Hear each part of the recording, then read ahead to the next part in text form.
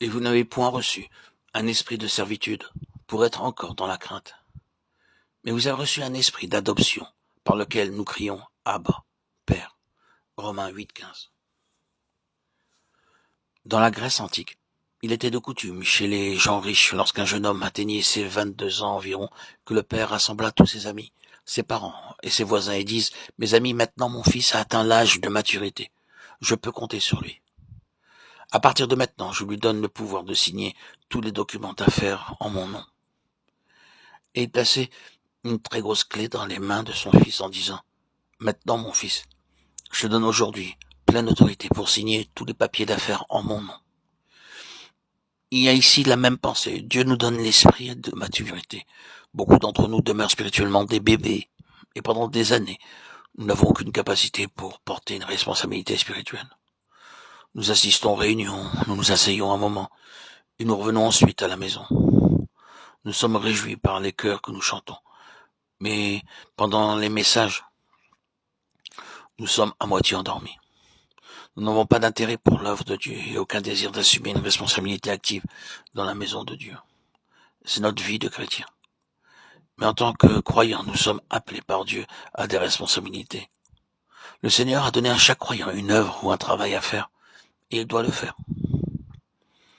Il en sera comme d'un homme qui, partant pour un voyage, laisse sa maison, remet l'autorité à ses serviteurs, indique à chacun sa tâche, et ordonne au portier de veiller. Marc 13, 34. C'est la parole du Seigneur.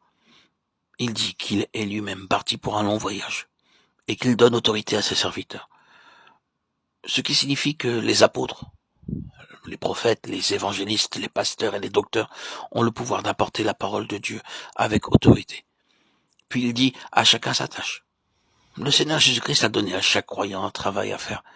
Et quand il reviendra, nous aurons à lui rendre des comptes sur les différents talents que nous aurons reçus de lui. Que ce soit 5 talents, 3 ou 2. Ainsi, beaucoup de croyants n'ont aucun désir de faire un travail quelconque dans la maison de Dieu. Mais l'esprit de maturité nous est donné pour nous aider à porter le fardeau et à dire par la foi: Seigneur Jésus-Christ, donne-moi un travail, donne-moi une œuvre à faire pour toi. Quelquefois, étant invité dans une famille, vous êtes heureux de laver la vaisselle, de brosser le parquet, de laver les vêtements. Mais dans la maison de Dieu, vous y allez pour y dormir. Vous avez des capacités pour laver la vaisselle, brosser le plancher ou laver les chemises. Vous ne voulez pas travailler. Si vous voulez croître spirituellement, vous devez avoir un travail dans la maison de Dieu. Vous devez le découvrir par la prière. Seigneur, dis-moi, quel est mon travail, quel est mon service dans la maison? Et je le ferai joyeusement. Ce qu'il dit, faites-le, car c'est ainsi que nous croissons spirituellement par l'œuvre du Saint-Esprit.